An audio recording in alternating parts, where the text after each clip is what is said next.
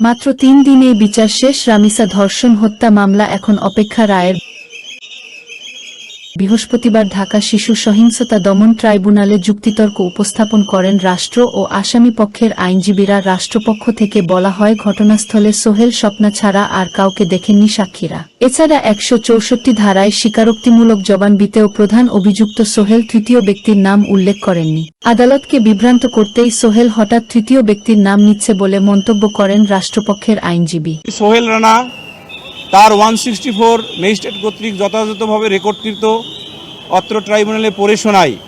সেই রেকর্ডকৃত 164 কনফেশনে কোথাও তিনি ডলার নামক শব্দটি উচ্চারণ করেননি। সাক্ষ্য বিশ্লেষণ করে রাষ্ট্রপক্ষের আইনজীবী বলেন, ময়নাতদন্তে রামিসাকে ধর্ষণের প্রমাণ পাওয়া গেছে। পানি দিয়ে ধুয়ে ফেলায় ডিএনএ স্যাম্পল পাওয়া না গেলেও এক্ষেত্রে ময়নাতদন্তই প্রাধান্য পাবে বিচারে। রামিসা আক্তারকে যেভাবে ধর্ষণ এবং হত্যাকাণ্ড ঘটিয়ে তার দেহ খণ্ড বিখণ্ড করে লাশ গুম করার জন্য যে কার্যক্রমগুলো করেছিলেন আসামি দ্বয়, সকল সাক্ষীর সাক্ষ্যে নিরঙ্কুশভাবে প্রমাণিত হয়েছে। আদালতের নিকট দুইজনেরই সিভিয়ার পানিশমেন্ট চেয়েছি আমরা। সোহেলকে নেশাগ্রস্ত দাবি করেন সরকার।